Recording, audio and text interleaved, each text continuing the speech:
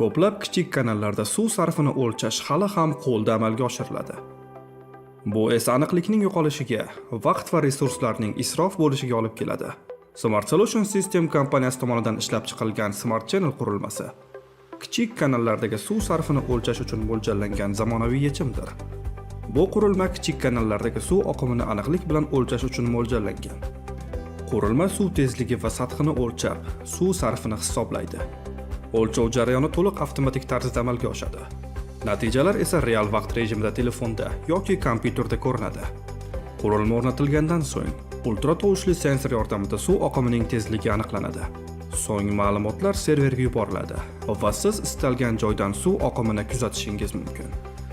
Smart Channel suv oqimini o'lchashda aniqlik, nazorat va samaradorlikni ta'minlaydi.